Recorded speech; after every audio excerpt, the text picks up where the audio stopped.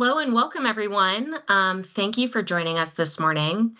We're going to get going here in just a moment, but it looks like people are still joining. So just give it a couple minutes and then we'll be getting started.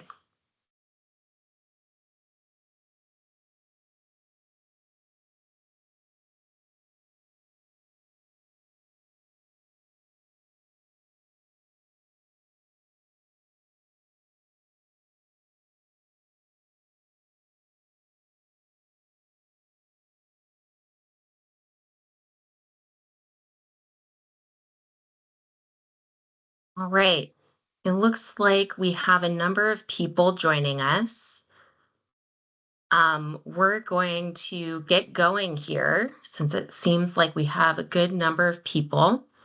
And I'm going to go ahead and share my screen.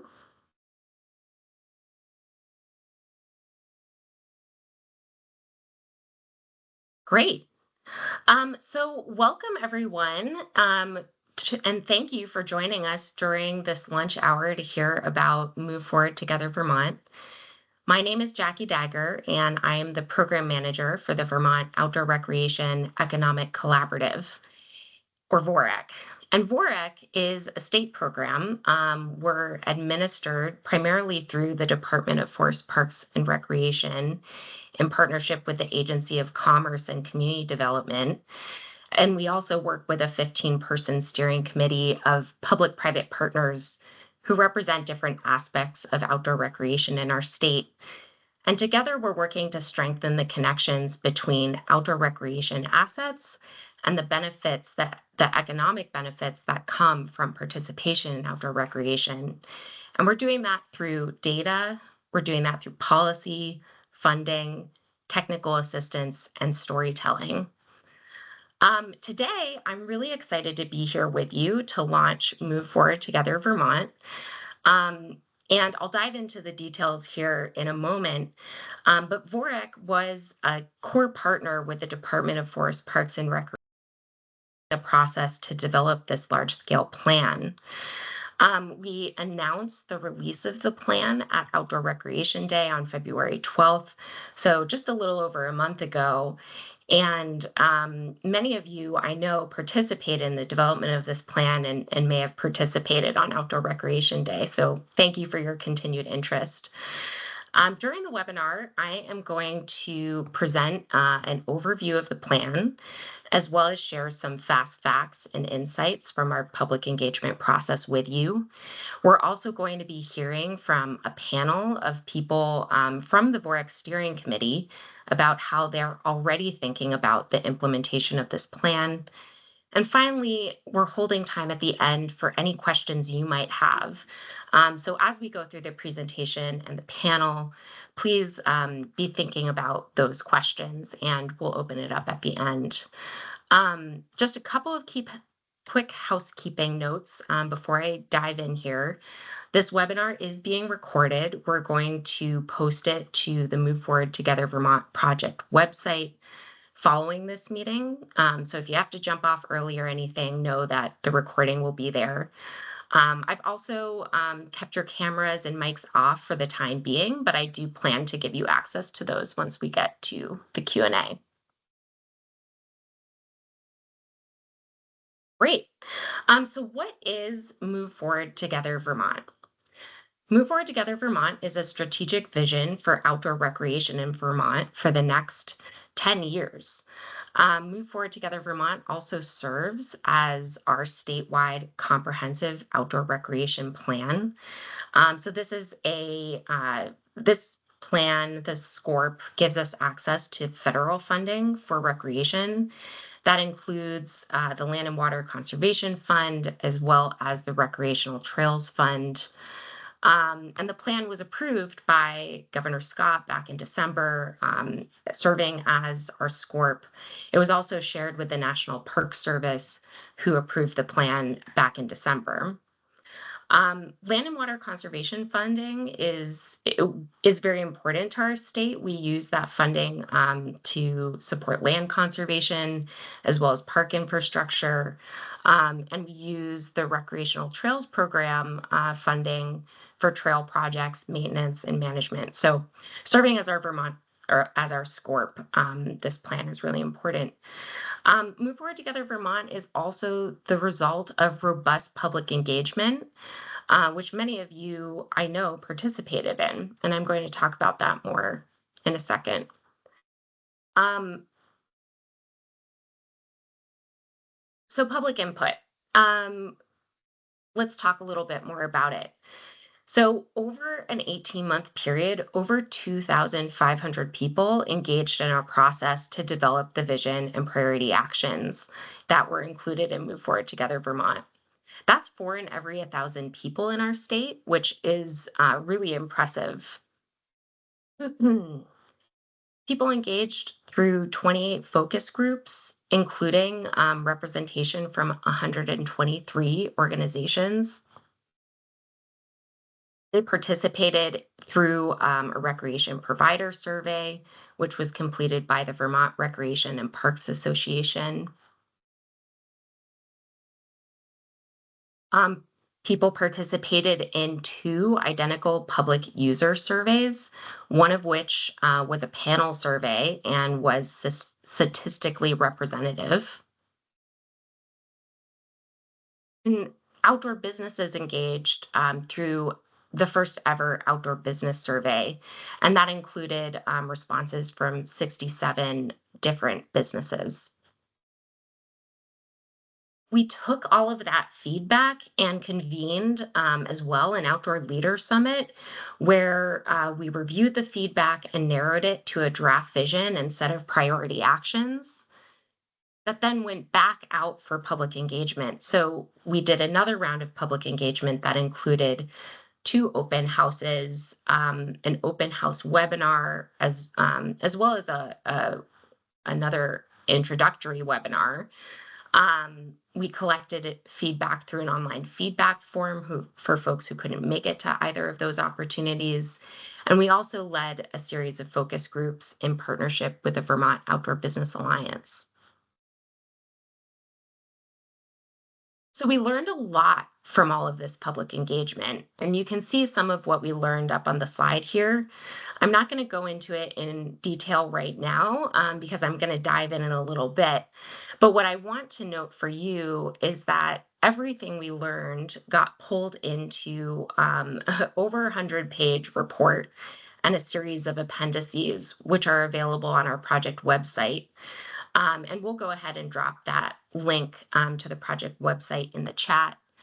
Um, we've also updated the project story map, which is a reflection of the public engagement process that we led over that 18-month period.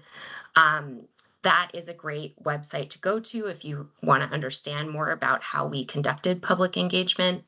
And we'll go ahead and drop that link in the chat for you as well. I also want to highlight for you that we have an immense amount of raw data coming out of this process, and we haven't been able to dig into it all in detail yet. This information is available for people who want to use it for their own research, and we would be thrilled to partner with research organizations, students, or anyone else who wants to do a deeper dive. The contact information for that is available on the project website.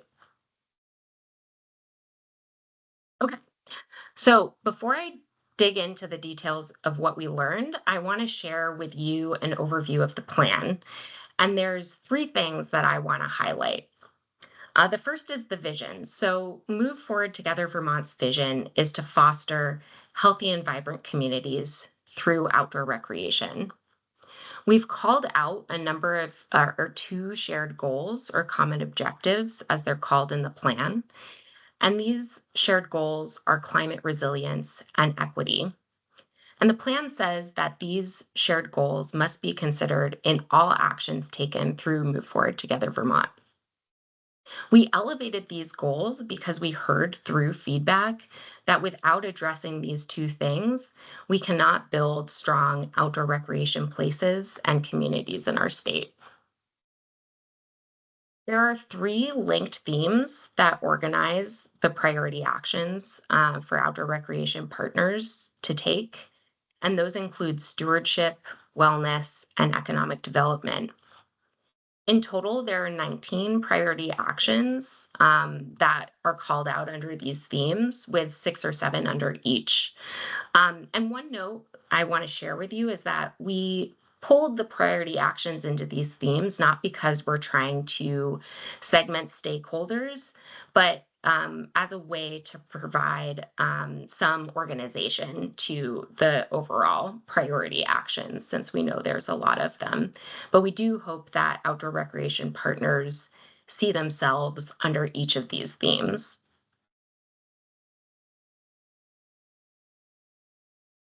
All right, a couple of other things to note about the plan. The first is that communities are core to Move Forward Together Vermont. The plan defines communities a number of different ways, and those include based around communities can be based around physical locations where people live, work, and play. They could also be based around shared values, experiences, or identities. Communities could also look big or small and be located in urban or rural places. Vermont's outdoor recreation economy is also core to the plan. Outdoor recreation and economy in Vermont drives economic growth and enhances community well being resulting from recreation outdoors that is supported by people, place, and commerce. Partnerships among local and state government, business, and organizations play a vital role in maintaining the connections between these three elements and support outdoor activities, protect the environment, provide experiences and resources, and ensure accessibility. Great. So let's focus on the themes for a moment. And you'll recall there are 3 themes.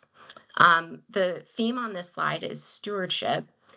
And I'm not going to go into each of the priority actions, but I do want to provide you with some context for each.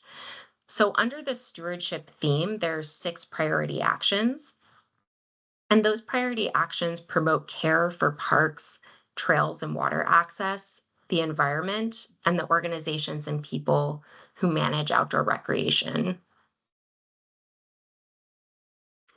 Under the wellness theme, there's 7 priority actions. And these priority actions support the physical and mental health of outdoor recreation participants and their ability to access the outdoors. And under the economic development theme, there are 6 priority actions. And these priority actions strengthen opportunities for outdoor organizations and businesses to expand entrepreneurship, learning, and innovation. So I know I ran through those quite quickly. These are all laid out in the report, and we go into much more depth on them there, as well as our story map. So you can look at each of these individually by looking at those resources. Right. So I've done a lot of built up to reach the point where we share some fast facts and insights that we learned from the planning process. And here on this slide, you'll see that we've got some fast facts about the stewardship theme. And as part of the requirements for the statewide comprehensive outdoor recreation plan, our recreation program manager for the Department of Forest Parks and Recreation, Claire Pulfus, worked with our consultant CRO Planning and Design to do an asset inventory of outdoor recreation assets. So you can see a number of data points on this slide from that asset inventory. Up at the top, we've got a overall number for miles of trails in our state. So according to the asset inventory, there's over 11,000 miles of trails in the state of Vermont. We've broken those out into non-motorized trail miles, motorized trail miles, as well as accessible rail trail miles. We've also got a number of data points on the 2 largest land owners, or yeah, land managers in the state of Vermont. That includes the Agency of Natural Resources and the Green Mountain National Forest. And we've pulled out some data points on municipalities because municipalities manage a lot of our recreation assets, as well as private property owners, which are also an important um, manager of recreational assets in the state. And you can see that here that 70% of trail miles in Vermont are actually on private land. Few insights I want to call out from our planning process. We learned through our surveys that the highest ranked stewardship and environmental quality investments are recovery funds for damaged recreational infrastructure, as well as support for nonprofit organizations stewarding trail systems. We also learned that there are a number of critical challenges for sustainable trail management. You can see those on the slide. Um, we also learned that there are a number of top priorities for recreation managers, including trails as well as pickleball courts. And the top priority of maintenance of recreational infrastructure is due to increasing use as well as limited budgets that people have for maintaining recreational infrastructure. We're also really excited through this process to gain some facts about the connection between wellness and outdoor recreation. I think this is a place where we struggle somewhat or have in the past to really define the connection between wellness and outdoor recreation, even though many of us understand and feel that there's a direct correlation there. You can see on this slide that people in Vermont like to recreate outdoors. 93% of people in our state participate in outdoor recreation each year. That's not something every state can say. We also learned that the top reasons people participate in outdoor recreation include to enhance their mental well being, relax and recharge, as well as appreciate the scenic beauty. There's some other stats on this slide, including how what what Vermonters consider to be recreational assets within their local area. We've also learned that 70% of people in Vermont recreate with their loved ones, and there's a number of activities that came from our user surveys. And just a note here, because these are the top 5 activities that rose to the top, but we do have data on a number of different activities. We actually surveyed people for 95 different activities, and we considered those activities very broadly. Um, Survey participants could also select multiple activities that they participate in, so that's another consideration in looking at these activities. And if you're interested in more information about that, you can find those in the Recreation User Survey Results Report, which is it is available for download, and it's D1 in the appendix for the full report. There are some insights about wellness that we learned from our planning process, including that there are barriers, unfortunately, to getting outside to participate in outdoor recreation. The highest or the top barrier was the high cost of gear, equipment, and clothing. There are also some other barriers that are listed on this slide. The highest ranking priorities are also listed here, and those were very well connected to wellness. They included programs aiding seniors in staying active outdoors, initiatives for low income and underserved populations, as well as programs addressing mental and physical health needs through outdoor recreation. You can see that we've also noted some opportunities to improve wellness, which include linking community-based recreation programs with after-school care. So these are some fast facts that relate to our economic development theme. For some of you, I believe these data points will feel very familiar. They come from the Bureau of Economic Analysis that provides state level data on the impact of outdoor recreation or the economic impact of outdoor recreation on an annual basis. From those numbers, we know that Vermont's outdoor recreation economy generates $2.1 billion. We're actually second in the country for value add from outdoor recreation, and that's only behind Hawaii. We also know that 16,283 people are employed in outdoor recreation jobs in Vermont.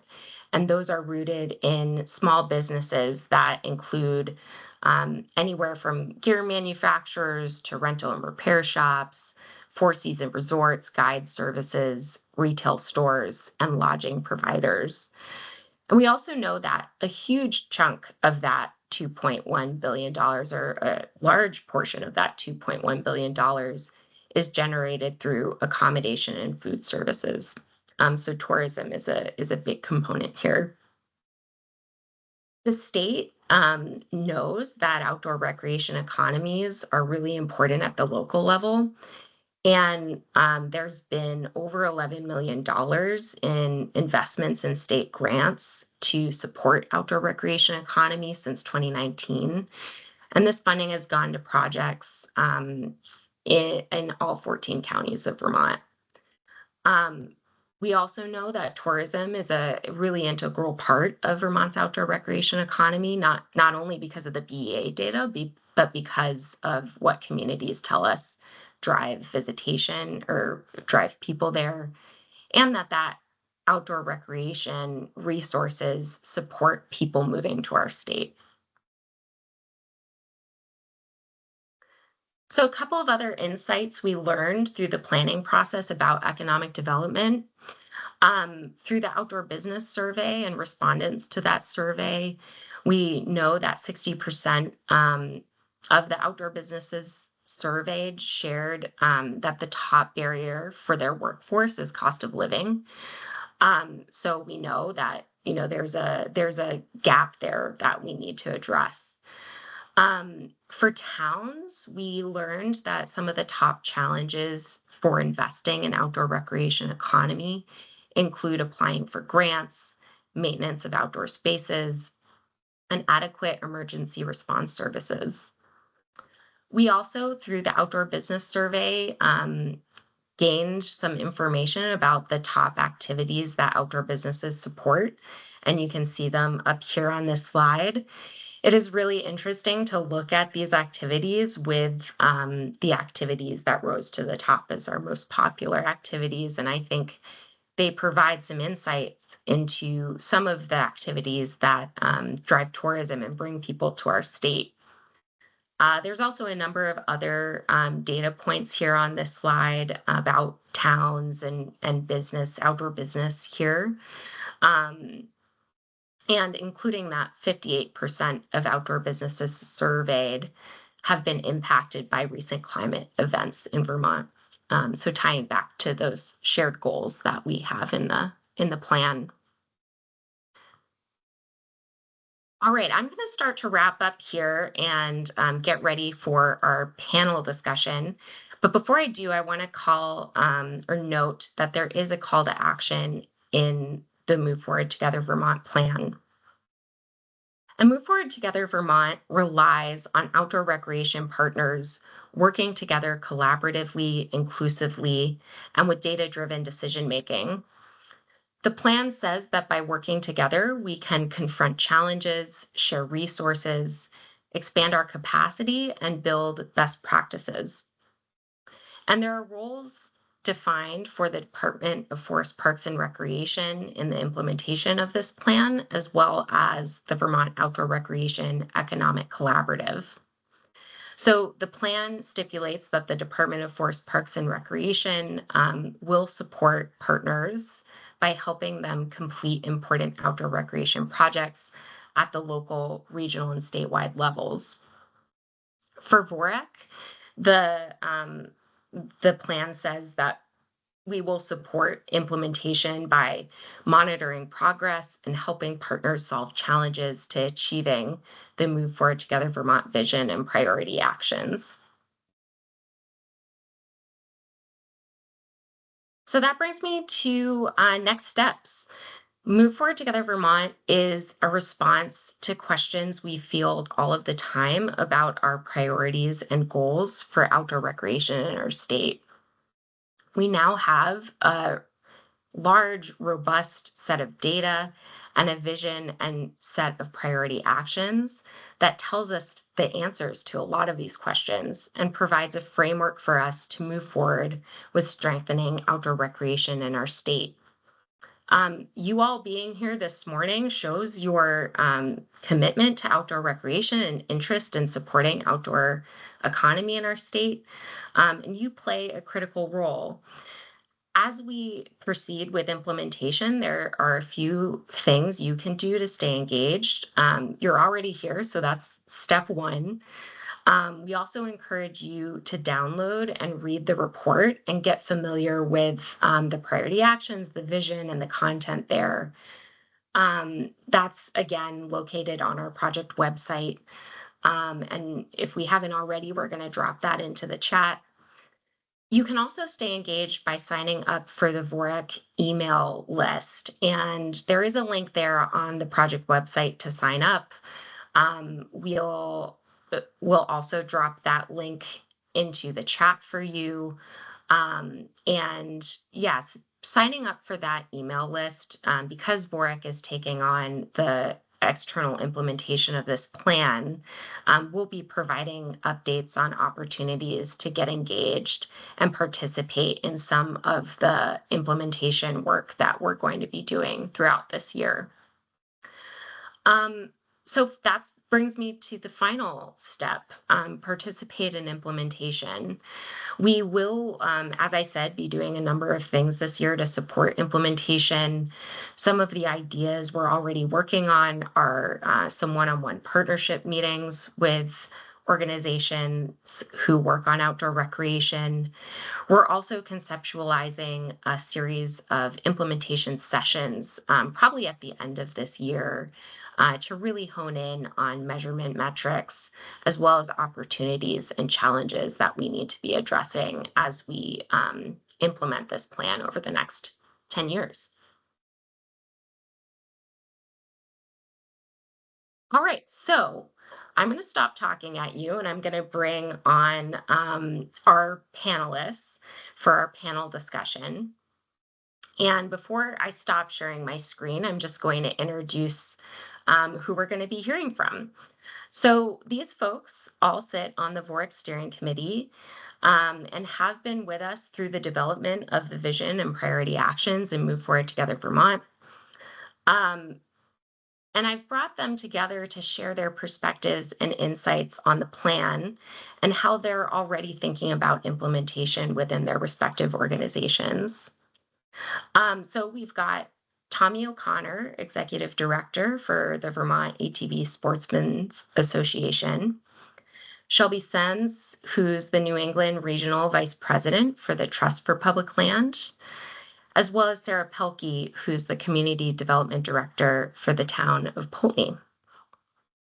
So with that, I'm going to end my screen sharing. And I see we've got Sarah and Tommy up here. Hopefully Shelby is joining us. There she is. Great.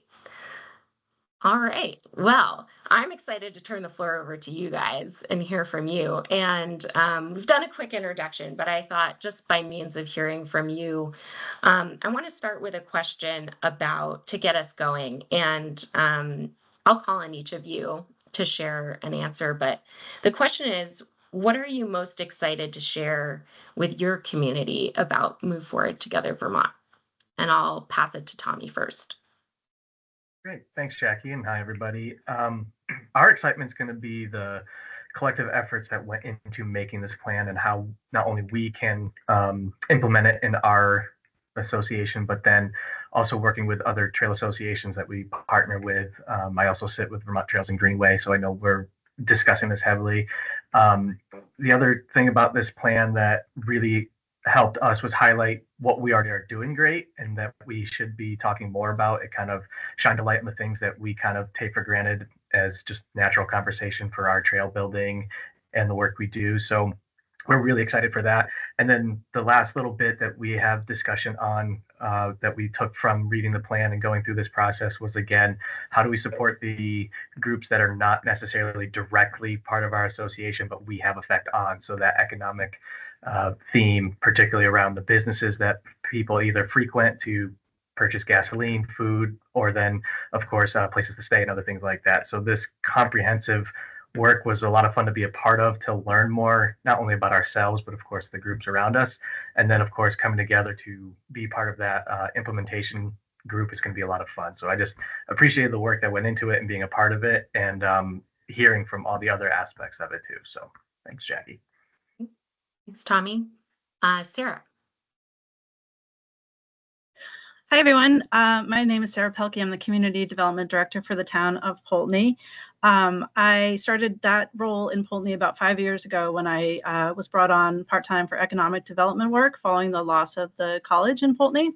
And I'm a newish member to the VORC Steering Committee, having joined in December. So I am super excited, though, to have the chance to have this plan together and for use for municipalities, for local stakeholders, and all sorts of other communities that are part of it. I think one of the things that's most exciting to me really is having this data that is available to for grant writing, for explaining what an economic impact outdoor recreation can have in your community, and for sharing that data among participants that might likewise use it for their work.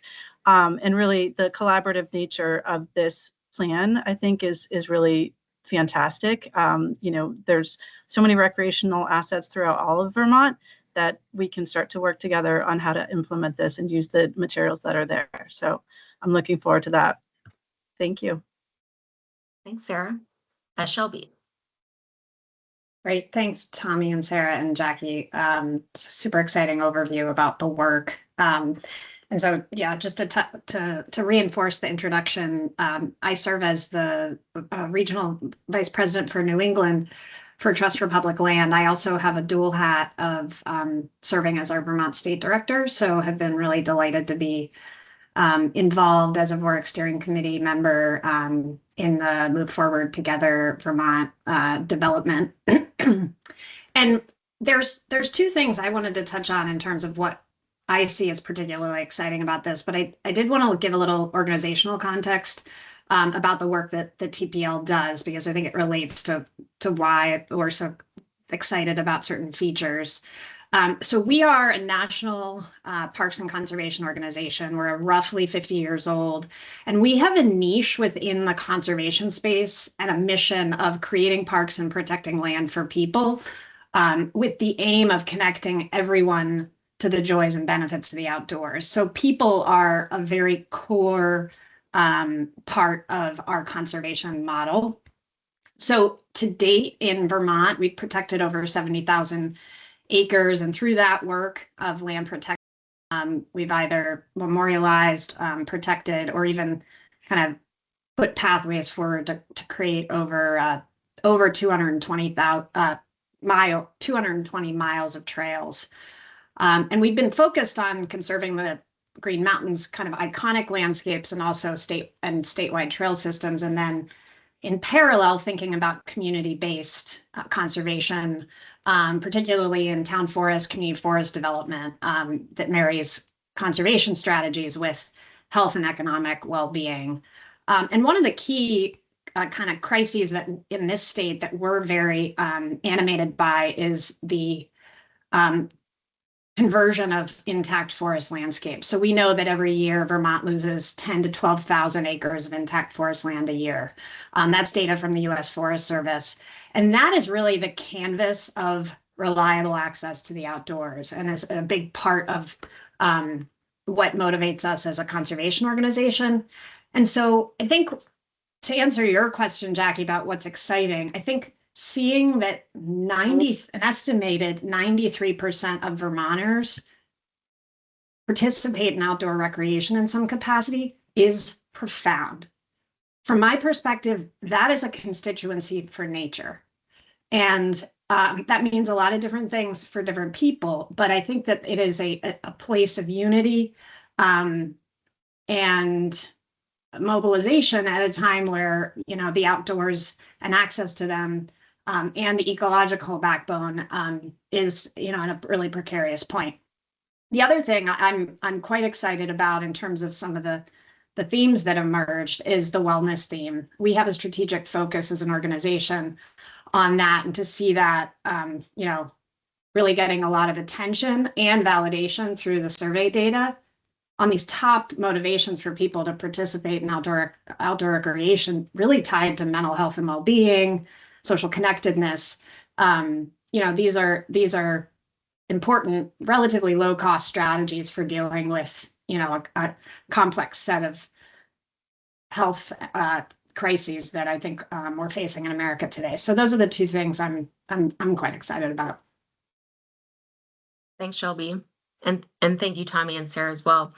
All right, so I want to open it up for a little bit more of a casual discussion, and I have a couple of questions that I'd like you all to chime in on. The first is, what projects are you working on already that align with Move Forward Together Vermont's priority actions? I think as we think about the implementation of this plan, it's going to require a lot of people coming together. And we talked about that in the presentation. And I think that can be hard sometimes to really conceptualize and put on the ground. So I want to know from you, what are the projects that you're already thinking about as you look at the priority actions in the plan? And this can be anybody chiming in. I'll jump in to start, and that's a great question because that's pretty much what we're dealing with right now. As I'm sitting here doing this. We have 4 construction projects coming up this summer that all are related to those 2023 floods, the July and December. And to look at it as a stewardship, the first thing we do, of course, is look at where is the damage, and is this something we need to review, and where the trail is, does it need to be assessed in a different way? So that's like the first thing, is how do we minimize the impacts from these events going forward? So that's a big planning process, and using SCORP and the data from that is helping us as well. The other part that I also want to touch on is that some of these areas have cut off economic support to places that rely on, in our case, ATVs, and then also with support to the vast network, that we kind of sister along with. That is kind of devastating to hear, that we even have a network that's completely shut off for the last 2 years. We haven't been able to access it due to those events. So we also look at the economic theme, and then the point with stewardship and economic that you also brought up, Jackie, that's really important to us, is the only way those 4 projects, 3 of them are being supported by the VOREC fund. That was through that grant process. And then the one to reopen one of our closed networks is thanks to the RTP grant program. So this is not necessarily money that we have on hand just to go and make things happen. We're having to ask for support from both federal and state. And with that comes the idea of making sure that we can secure that funding and do the proper reporting. But then we are obviously held to those standards, which is important to us. And lucky for us too, after going through the SCORP, particularly for us, again, in that stewardship realm is really important to us, particularly being a motorized association. Our national standards we're required to follow match the SCORP and in the viewpoints of what is expected. So I think for us, the projects is the next round of summer work for us is all based 100% in this and nothing else on the outside. So we're really excited to finally get out there. And for us, the Hardwick network, we're trying to get that open. That's such a lifeline to that community. And then the other 3 are in very high traffic areas, and we just want to get that support. So we're already in action, we're already planning. The maintenance team is fixing up all the machinery to get out, and the grants are signed, and we're ready to rock. So this has been really important to us, and that's a great question to see it already being implemented, and the plan just got signed in December. So yeah, I'll follow on to that. Thank you. I think from the perspective of economic development, one of the things and the projects that have been underway in the Poultney community for over 5 years is really that this plan affirms the work that has been done, and provides a basis for us to continue to invest in the community for outdoor recreation. Poultney has undertaken a lot of planning work over the past 5 years to develop what that recreational economy looks like. And we used a Better Connections grant a few years ago, which we are working to implement. And I think having the SCORP and Move Forward Together touch on some of that data and some of the ways that it is already making an impact is really affirming for us. One of the projects that was kind of a follow-on to our Better Connections planning work was an incremental project that was funded through the Vermont Department of Health, where we added benches to the D&H Rail Trail, which runs through the heart of Poultney Village. And a lot of the reason that was identified as a priority that the steering committee and the community could take on at that point was the size of it. It was appropriate scale, but also like they're having a place where the community can gather and can interact and start to address some of those priorities that are in this plan in terms of mental health and bringing the community together. So we had benches that were made locally, sourced locally, very community-oriented action that was taken. And I think, having those small wins along the way to larger projects is really, really achievable for many Vermont communities and people that are trying to work in this realm. So having this information collected and having a vision and a plan through this is tremendous for us to kind of keep that motivation going.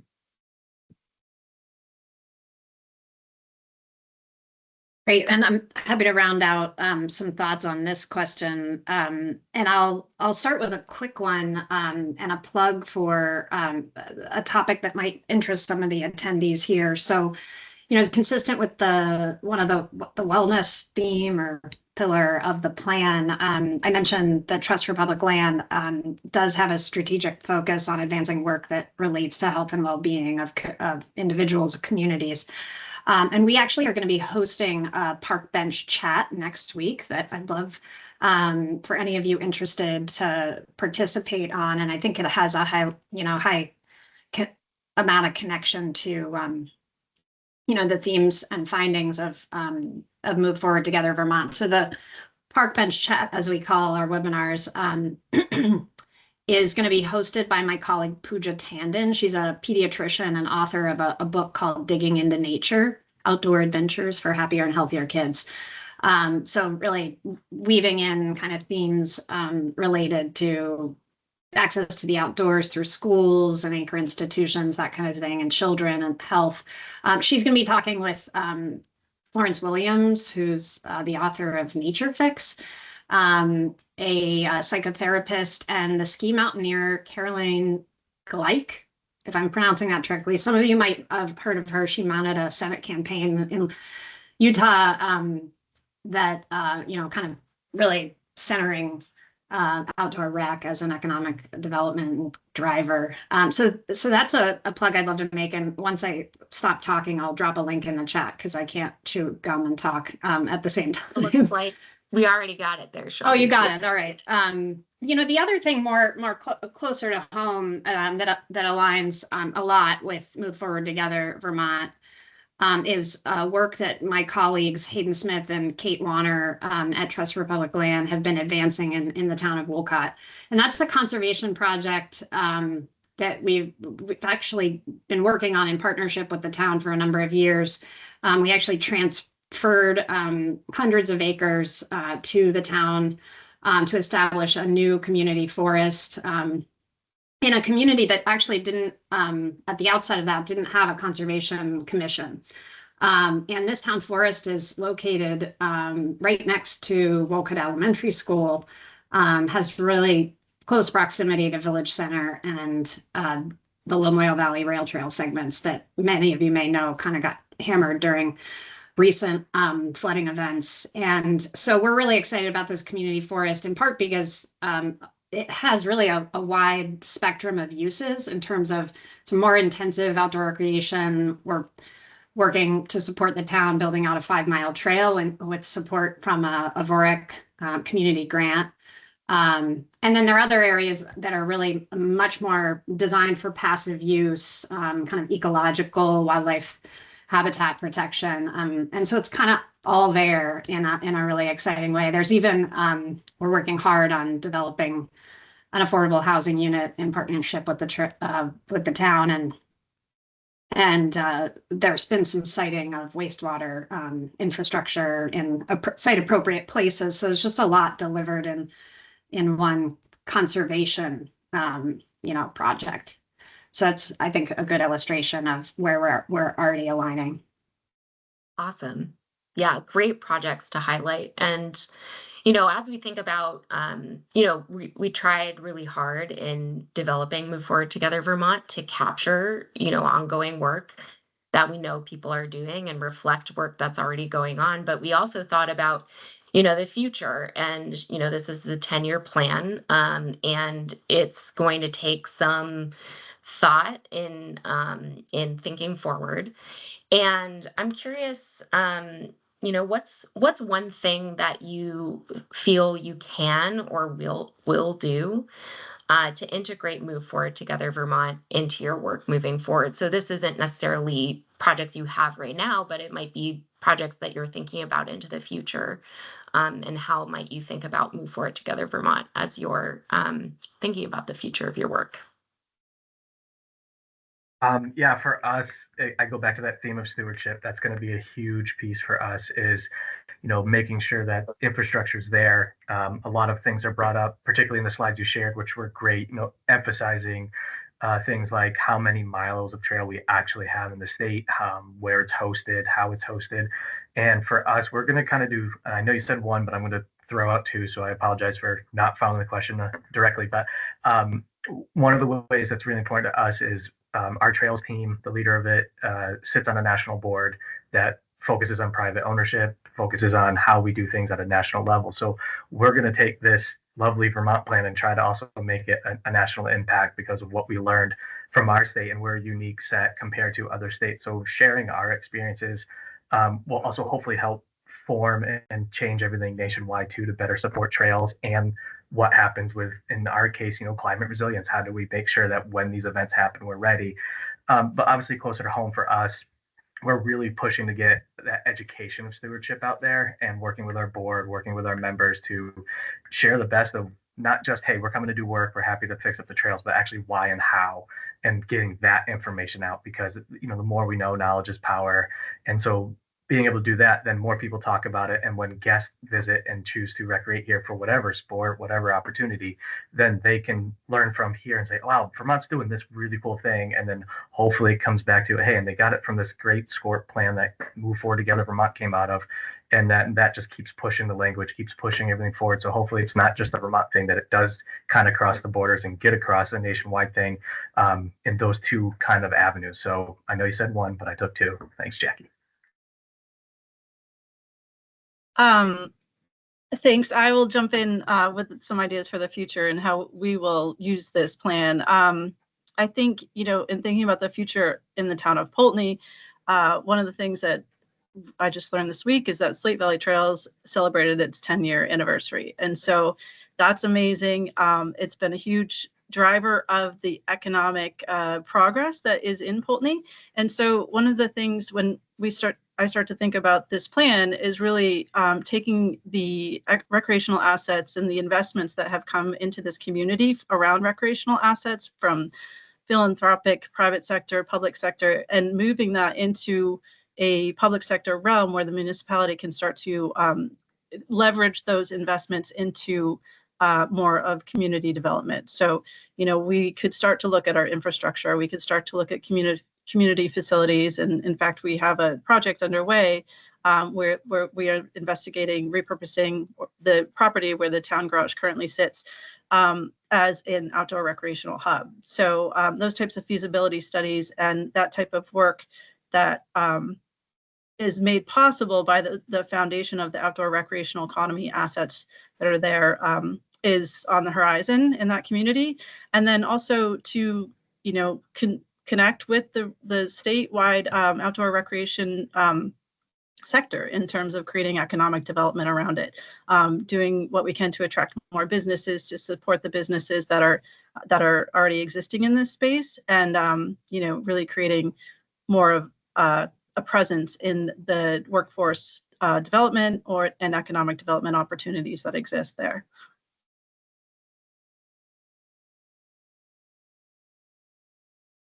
So great morning, Tommy and Sarah. What things are top of mind for both of you? And I feel there's some, particularly Sarah, with the activity in Pulteney, some, I guess, a segue to one of the areas that Trust for Public Land is really taking a major step forward with, and is very complementary to and informed by the principles of Move Forward Together Vermont. And that is a partnership that we've formally launched with Vermont Huts and the Velomont Trail effort, particularly to build conservation strategies and real estate solutions for build out of that trail in Rutland and Bennington counties. So I think the priority action that aligns with, and I think we've touched, all of us as panelists have kind of touched on aspects of this that I find really interesting, is the fostering resilience and flexibility. I mean, if we think about the loss of snow, particularly in southern Vermont communities, and what needs to happen to hedge the outdoor recreation economy against that variability or lack of reliability of winter sports, I think big ideas like the Velomont are exactly what we need. And we're really proud to be a conservation partner to that effort. And so I think there are a lot of other reasons we're drawn to that partnership, and we've even done some work already with Velomont and Catamount Trail, particularly around a big conservation project that we completed a few years ago that protected the largest private inholding in the Green Mountain National Forest and kind of created a pathway for a new potential hut and segment of the Velomont. And we're excited to kind of move that south and think about places where particularly the Green Mountain National Forest can be activated in partnership with Velomont, but then also more kind of locally based opportunities, partnerships with municipalities, could bring on opportunity to advance Velomont priorities. And I think in the context of the SCORP aspect, the statewide comprehensive outdoor recreation plan, that Move Forward Together Vermont is like the Mercedes-Benz version of, maybe that's not the right automobile reference these days, a little outdated. That does drive decision-making around land and water conservation funding. And that's something that we pay attention to and want to make sure is really touching down in places where it can have a huge impact. And so understanding the alignment and the priorities of the SCORP components of Move Forward Together Vermont and some of our organizational priorities and big partnerships is exciting. Awesome. Well, thank you guys for being here and sharing your thoughts with us, especially after a lengthy presentation like the one I gave. And we're going to turn the floor over for questions from folks who are listening in. It might take a moment, and I see we have some hands going up already. I'm going to do my best to call on people in the order that you raise your hands.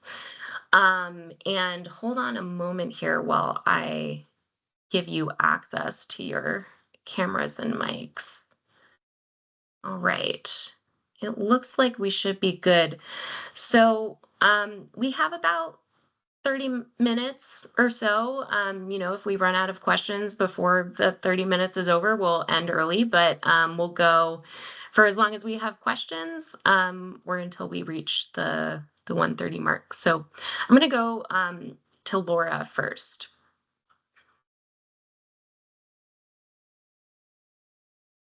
Laura, can you unmute?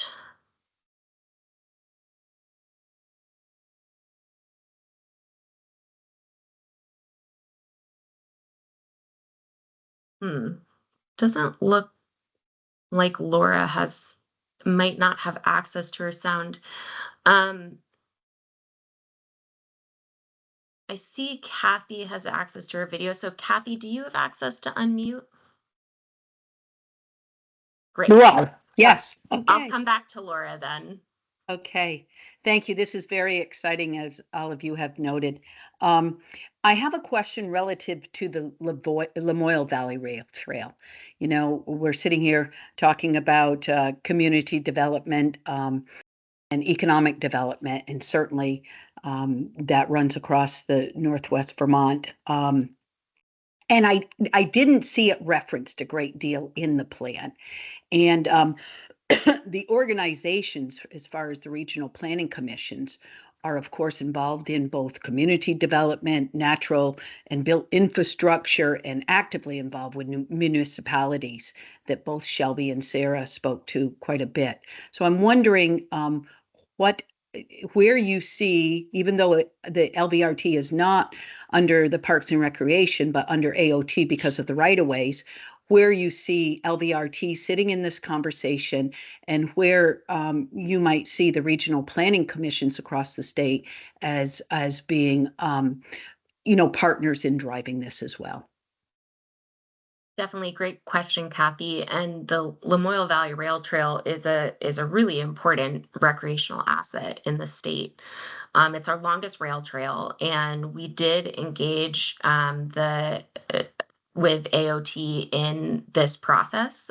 They were stakeholders in our focus groups and participants, so know that they have been engaged. And I think the we tried our best not to call out, the specific outdoor, like as much as we could, like specific outdoor recreation activities or locations in the development of the plan, just because we want it to apply as broadly as possible. But as we move forward with implementation, we are thinking about things like the Lamoille Valley Rail Trail.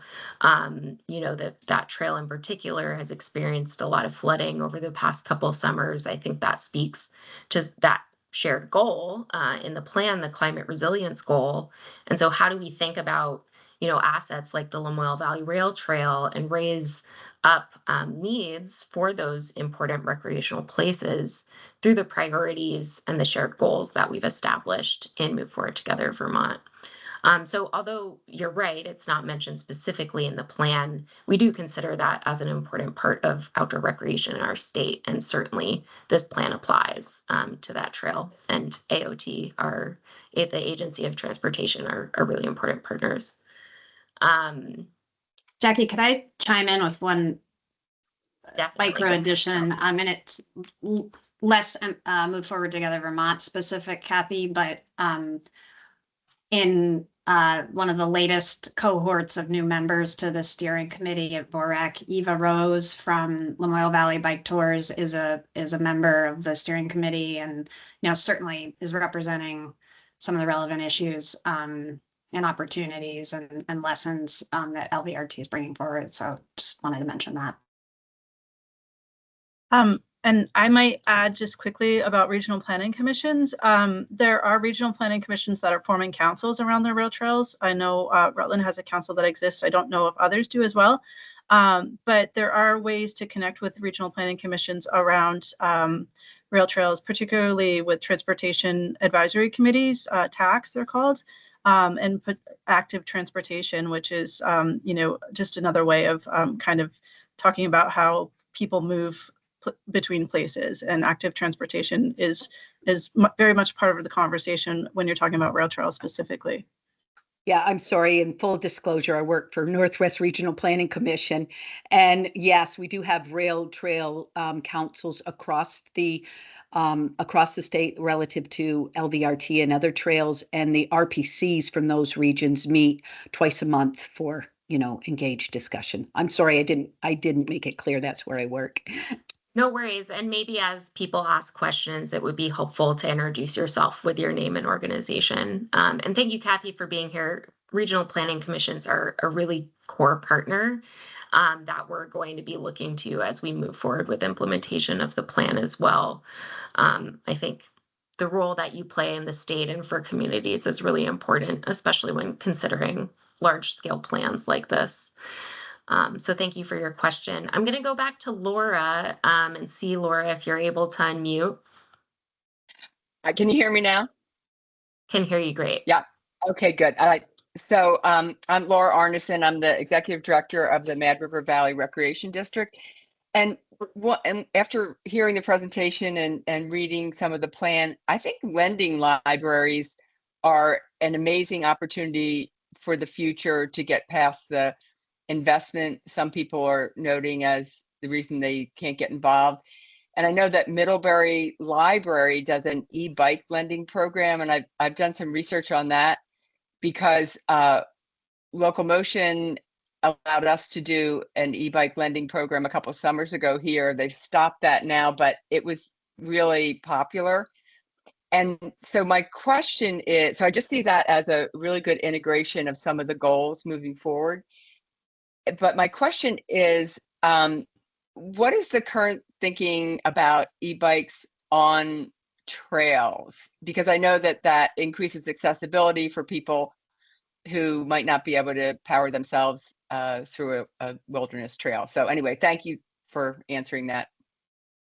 Yeah, thanks, Laura. E-bikes are e-bikes are allowing people with varying abilities to get outdoors more easily. And part of the plan is that equity shared goal, right? You know, part of what we're intending to do is provide people with opportunities, no matter their ability or where they are on the spectrum of going outdoors. There are a number of things happening. I know, you know, Local Motion supports e-bikes, and there are some efforts within the Department of Forest Parks and Recreation to evaluate e-bikes and gain more of an understanding or develop more policies around that. I don't have the specific details for you right now, but know that it is something we're thinking about at the state level. And there is work being done to think more directly about e-bikes. I'm just going to jump in really quickly, Jackie. Yeah, thank you. Claire I was Popis going to turn it over to Claire, who is our recreation program manager for the Department of Forest Parks and Recreation. So there is an e-bike statute in the state of Vermont that says that e-bikes are considered bicycles, and the regulation of those e-bikes on natural surface trails is up to the trail manager. So as Jackie mentioned, we're considering it on FPR lands. But as you know well, Laura, but for everyone else as well, there's a lot of different landowners who host trails in Vermont. And I know that many have decided that e-bikes are allowed, and some have decided that e-bikes are not allowed. But like in a town forest, for example, that would be up to the municipality. On state land, it's through FPR policy. And then the only other note is on federal lands, they are under federal rules, which are slightly different.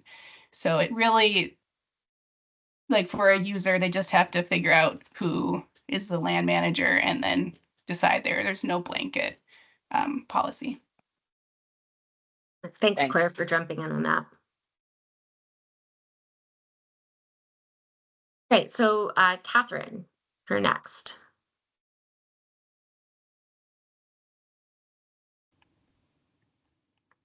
Hi there. I'm really new to this table. I'm over in Essex County in Lunenburg and Gilman, Vermont. And as a result of some community visits with the Vermont Council for Rural Development, our community voted to create a task force to expand outdoor recreation, trails, and tourism in our community, and they asked me to chair.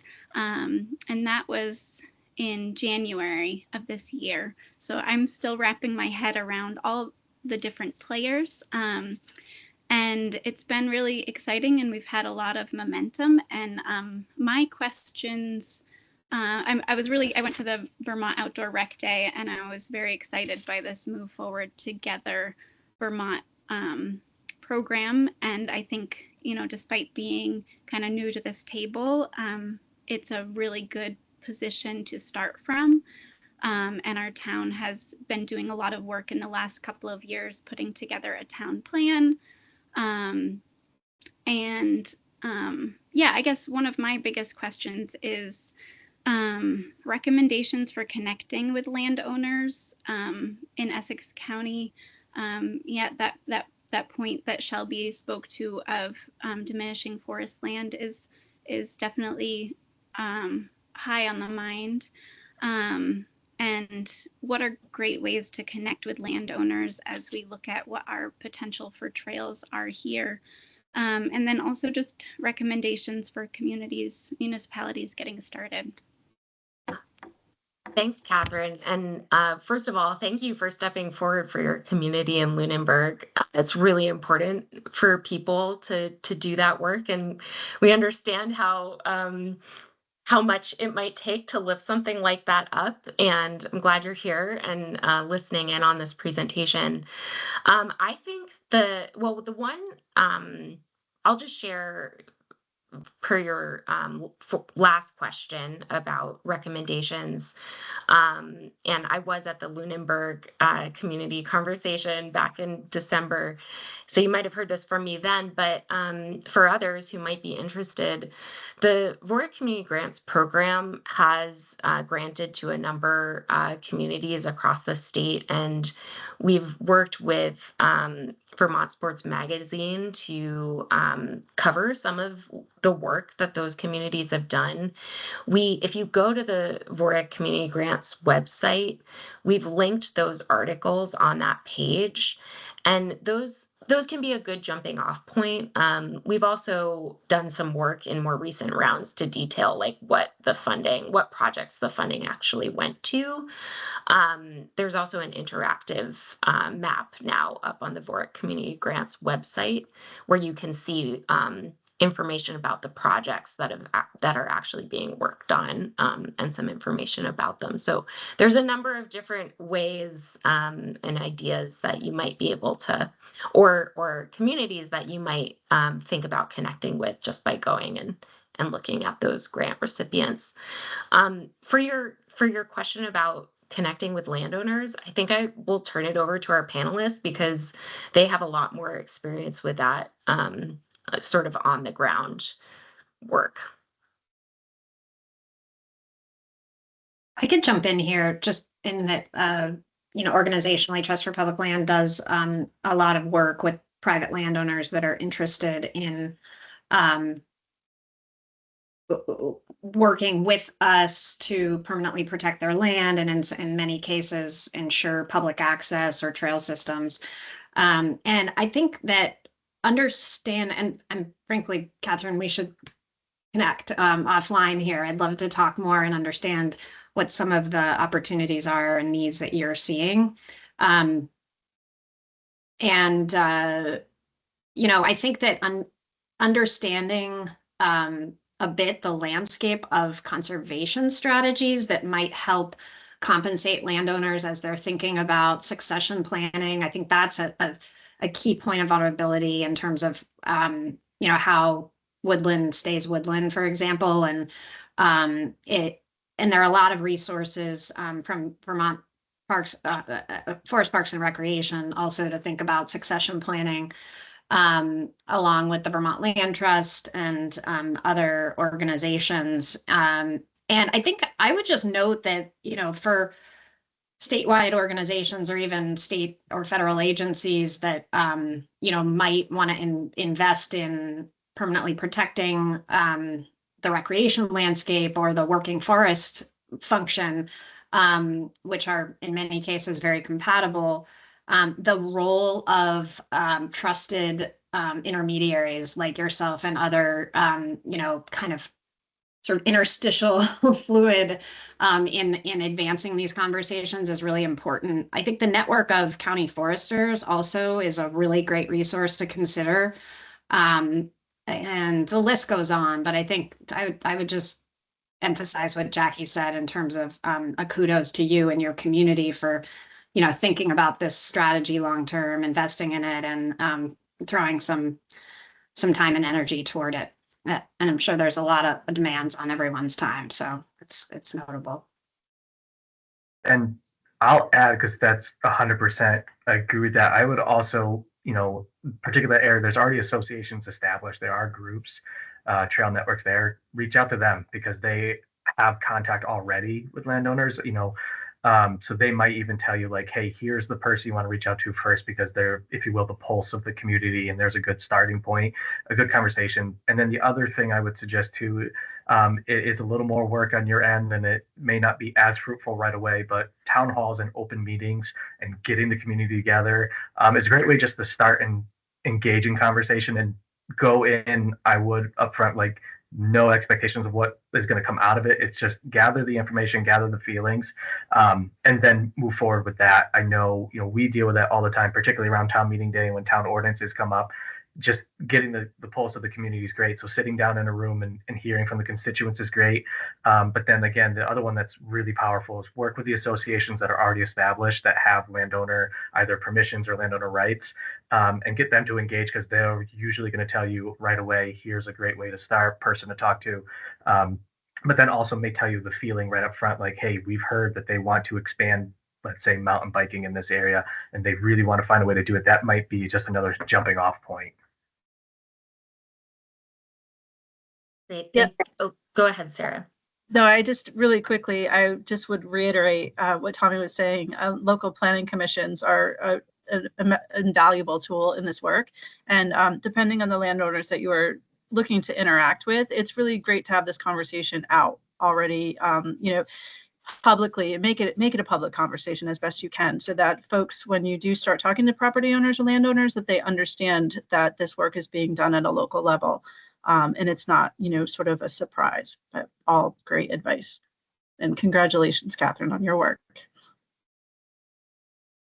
All right, there is a question in the chat from Owen Milne, and the question is, and I will go back to folks who have their hands raised in just a moment, but don't want to miss this question in the chat. So Owen is asking if VOREC will be giving out community recreation grants in fiscal year 25 or fiscal year 26. So the VOREC Community Grant Program is funded on a one-time basis. We've been able to do 4 allocations to date. Those funds come from the legislature. They're one-time general funds. And you can read more about that on our website.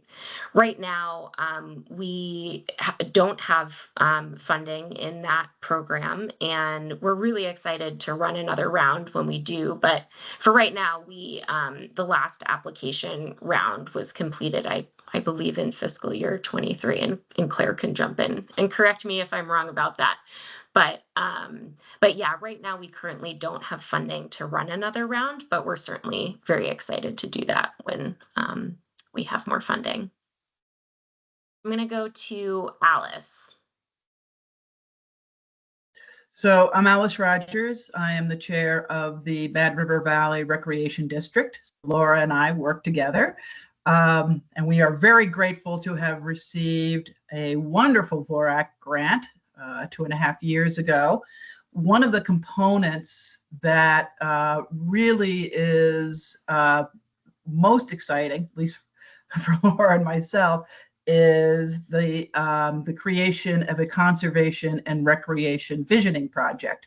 And that's been a very active group with a lot of partners in a steering committee. We're closing out the grant. We're getting to the last part of it. The steering committee has written a guiding principles, values, and vision. My question is, and that's sort of a kind of on the balcony kind of document.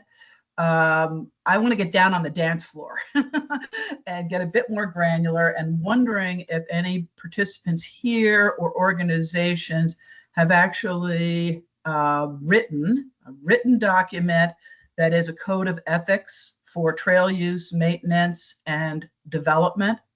One of the challenges I think we face is that in attempting to write that kind of code of ethics, and I think the Backcountry Coalition has something that's a pretty good set of guidelines. But one of our challenges is there is kind of a climate of regulatory resistance, that anything that we write that might be a code might feel limiting. So I'm wondering if any organizations, any participants have that kind of a code of ethics, trail use, maintenance, and development. Thanks, Alice. That sounds like a conversation for folks who are joining in today. Before, and I see Kathy's hand is up. Maybe she has something to chime in. Before we do that, and I'm certainly open to that, I'd just like to turn it over to our panelists to see if they have any suggestions. I know Claire Pulfus may also have some thoughts, and I'll look to see if she turns her camera on. But so I'll go to our panelists and then look for any raised hands in response to Alice's question. Yeah, I will start. Great question. And we at VASA, the ATV Association, we have that. It's a agreement that goes between the 24 clubs that make us up, as well as us as the kind of like the headquarters, if you will, back to the clubs. And it does cover everything exactly like you said. Maintenance, it talks about safety, education, and the expectations inside of each of those bullet points. The code is a 10-point process with like bullet points under each of those, and it is exactly what you said. It's just an agreement to make sure that we're doing our part in stewardship and maintenance and education, all those pieces, and it's that nice dual conversation between us, clubs, and their membership. I can expound upon that, but I we definitely have one and we utilize it. I'd love to build on the general topic that Alice has raised, and I think that the Mad River Valley visioning exercise has really shined an incredibly collaborative light on through the VOREC funded work, which is sort of how you get at this balance between outdoor recreation and natural resource limitations and like balance of ecological integrity, because a lot of intensive recreation does occur on public lands that, much of which have been protected with funding that has prioritized wildlife habitat, say nothing of the just need to protect those important resources as a general value and strategic priority for, let's say, public land manager. And I think that one of the things I would really love to stress for the outdoor recreation community is continuing to educate ourselves about some of the ecological planning resources. Vermont conservation design is a really, it's really kind of like the bleeding edge of accessible conservation science that Vermont spearheaded many years ago and has informed a lot of the conservation work. Even, more tactically, on the ground, Alice, as you mentioned, like as there's an issue of trail stewardship, but also where we site trails is really important. And, with many of the Trust for Public Land projects where we're involved in advancing a new trail opportunity, we do take pains to weave in an ecological assessment of a property to understand that we're siting, or partners are siting, trails in places that don't significantly conflict with natural resource values. Because the more that we can demonstrate that these are really compatible opportunities will lead to the shared success of the broader work, and do less to pit them against one another, and I think what's being done in the Mad River Valley is a great lesson, and there's probably some storytelling to come out of what happens there that we will all benefit from. Sarah, I saw you come on video. Would you like to add anything to what's been shared? Sure, I just would say that there's the three things that you noted. There's, as Tommy said, there's a lot of resources particular to activities or particular to one or another of them. I think putting, oftentimes like there's resources for the people who are managing or planning a trail development, with best practices. And then there's also resources for the people using the trails. And often those are separate. They're often not put together because they're generally different audiences.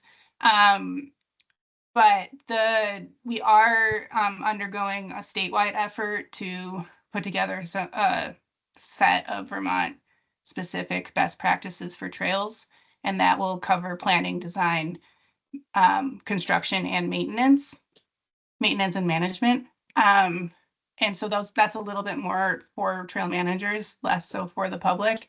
And one of our priority actions under the Move Forward Together Vermont is to foster the stewardship ethic among people in Vermont, which goes to your second. So there are statewide efforts going forward with all of these things. And I think in response to your questions about people responding about regulatory, I think that it's really real. And I think there's a lot of strategies that people use. And I think one way to think about it is like what is the authority that you have? And if it's not regulatory, like don't speak in regulatory language. Use other ways of speaking. And there's been some really good work with Leave No Trace, Center for Outdoor Ethics, with the Ride with Gratitude work in the Northeast region to speak to those ethics without a regulatory lens. And I think sometimes that's much more successful. Thanks, Claire. I also want to note that Sharon Plum in the chat has dropped some information about work the Vermont Trails and Greenways Council is doing. They have a landowner page on their website. So if you Google search Vermont Trails and Greenways Council and look for their landowner page, or follow the link that Sharon dropped in the chat, that's another resource. I do want to refocus on Move Forward Together Vermont and stick to our sort of focus for this webinar. But before I do, I want to go to Kathy because she has her hand raised. And Kathy, feel free to ask another question or to respond to Alice's question. Yes, thank you. Very quickly, Alice, the management plan for the LVRT and the MVRT both have sections, as I think Claire talked to, have sections that are relative to etiquette on the trail as well as maintenance of the trails and so forth. There's also on there a link for the ambassador program that we created, which, like Claire also said, tends to be separate, but you can find information on creation of an ambassador program. And then the other thing would be your local rail trail councils that actually are dealing with the public and want to support them in, using the trail properly. Thank you, Jackie. Yeah, great. Thanks, Kathy. And also just wanted to add to my note about the Vermont Trails and Greenways Council. Sharon also dropped a link to best management practices by trails type, which is also on the Vermont Trails and Greenways Council webpage. All right. We have a few minutes left. I think enough time for at least one more question, if there's any burning questions from anyone. And I'll look to see any hands raised or folks turning their cameras on, but I don't see any right now.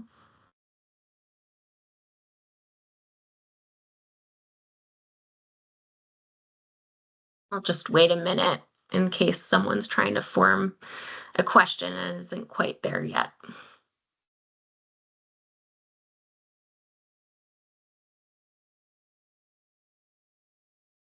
All right. Well, I don't see any additional questions or hands raised. So with that, I'm going to thank you all for being here over this lunchtime with us to hear about Move Forward Together Vermont. We're really excited about the potential for this plan. And again, we're going to be working on implementation throughout the next year. So really coming back to those next steps, I encourage you to go to the Move Forward Together Vermont project webpage. We have the full report and all of the appendices linked there. We have a story map, which is a reflection of our public engagement process and lots of details about that work we did over that 18-month period. And sign up for the VORIC email list, because that's how we're going to be notifying you about upcoming opportunities to stay engaged. If you have questions that we didn't get a chance to answer in this webinar, please feel free to reach out to me directly. I'm going to drop my contact information into the chat. Again, my name is Jackie Dagger, and I'm the program manager for the Vermont Outdoor Recreation Economic Collaborative. A huge thank you to our panelists. Thank you, Tommy, Sarah, and Shelby, for being here with us and sharing your perspectives. And yeah, thank you all. And I'm looking forward to the conversations we're going to have as this plan is implemented. Have a good one. Congrats, Jackie and FPR on Move Forward.